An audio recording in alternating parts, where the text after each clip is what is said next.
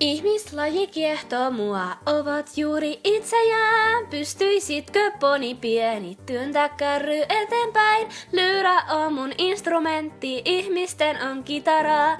Se on mysteeri. Antropologia. Sormet, varpaat, pienet nenät. Ruskea tukka, johon värit nää. Onko liikaa vaadittu, jos nähdä saan sen maailmaan? Kaikki väittää, että se on vanhaa väärä mytologiaa. Se on mysteeri. Antropologia. Kuka jaksaa Turkin hoitoa? Harjakuosiin kavioin. Tarkoitukseen ei vahingon ilo oo. Sen historia kertoo. Ei siipi taika taikaa, heillä niitä tarvii, eivät ei kiinnosta. Vai mielikuvitus on heillä, uudet keksinnöt valtaa maailmaan. Vauvat, lapset, nuoret, vanhat, kaikki päällään pitää vaatteita. Siihen uskon vaan.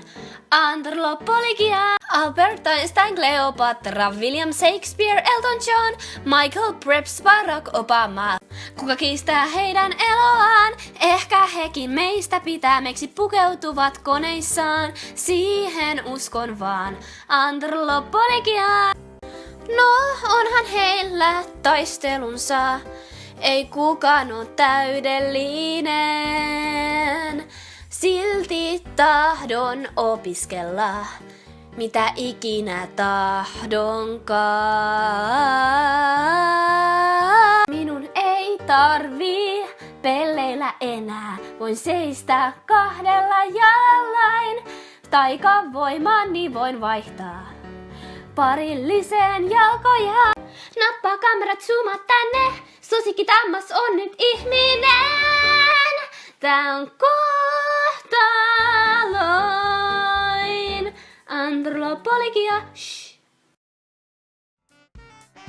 Human beings fascinate me, being just the way they are. Tell me, little pony, can you push a cart or drive a car? Lyre is my instrument, but humans strum their sweet guitar.